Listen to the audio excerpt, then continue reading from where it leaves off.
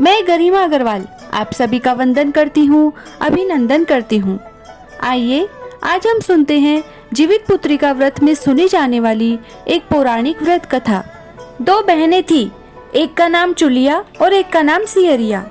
चुलिया बहुत मेहनती थी और गरीब भी थी। वह मजदूरी करके अपने बच्चों को पालती थी, लेकिन सियरिया गलत आचरण वाली थी, जो हमेशा मौज और ऐश करती थी और चुलिया से जलती भी थी। हर वक्त सियरिया यही सोचती रहती थी कि चुलिया इतना खुश कैसे रहती है। चुलिया की हंसी खुशी सियरिया से सहन नहीं हो पाती थी, जिसके कारण सियरिया चुलिया के संतानों को सताने के कई प्रयास कर चुकी थी और कई बार चुलिया के बच्चों को खत्म करने की कोशिश भी कर चुकी थी। किंतु चुलिया की तपस्या और व्रत के कारण उसके बच्चे हमेशा सुरक्षित बच जाया करते थे। एक दिन सियरिया चुलिया के सभी बच्चों को लेकर जंगल में लकड़ी चुनने के लिए लेकर गई। वहां जंगल में लकड़ी को चुनते चुनते बच्चे थक गए और थोड़ी देर के लिए सो गए। बच्चों को सोते देख सियरिया ने सभी बच्चों का सिर काट दिया और टोकरी में रखकर वापस घर आ गई और चुलिया को वह टोकरी भेंट में दे दी और कहा, दीदी मैं जंगल से आपके लिए नारियल लाई हूँ, बच्चों को खिला देना। चुलिया ने उस टोकरी को उठाकर देखा नहीं और किनारे में रख दिया और अपने बच्चों की प्रतीक्षा करने लगी। जब शाम से रात हो गई और बच्चे वापस नहीं आए तो वह बहुत परेशान हो गई और बड़े ही करुण स्वर में जोर जोर से रोने लगी।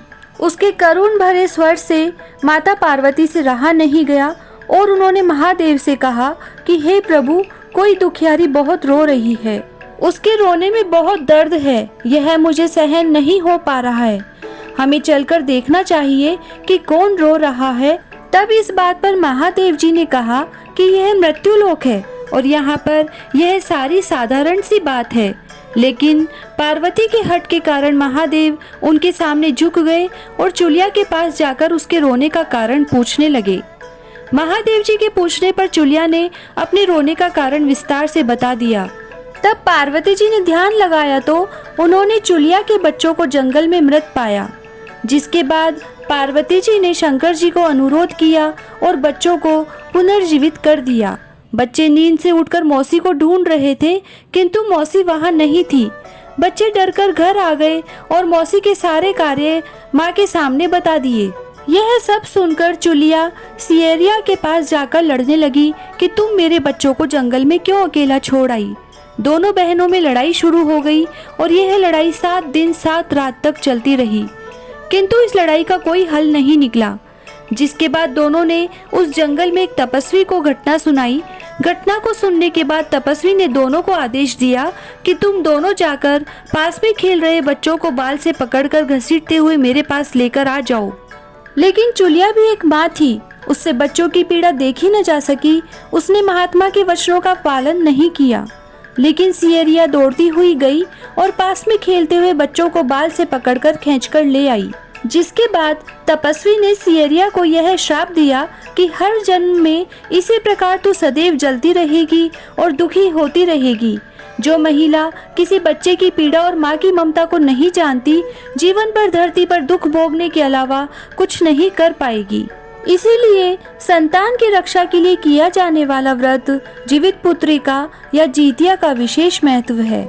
इस दिन माताएं अपनी संतान की रक्षा और कुशलता के लिए निर्जला व्रत करती है।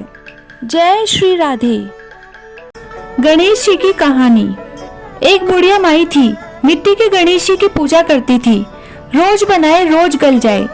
एक सेठ का मकान बन रहा था, वो बोली पत्थर का गणेश बना दो। मिस्त्री बोले जितने में हम तेरा पत्थर का गणेश गढ़ेंगे उतने में अपनी दीवार न चीनेंगे। बुढ़िया बोली राम करे तुम्हारी दीवार टेढ़ी हो जाए।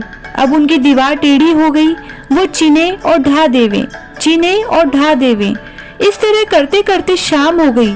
शाम को सेठ आया, उसने कहा आज कुछ भी नहीं किया। वो कहने लगे एक बुढ़िया आई थी, वो कह रही थी मेरा पत्थर का गणेश गढ़ दो। हमने नहीं गढ़ा तो उसने कहा तुम्हारी दीवार टेढ़ी हो जाए। तब से दीवार सीधी नहीं बन रही है, बना देते हैं और ढा देते हैं।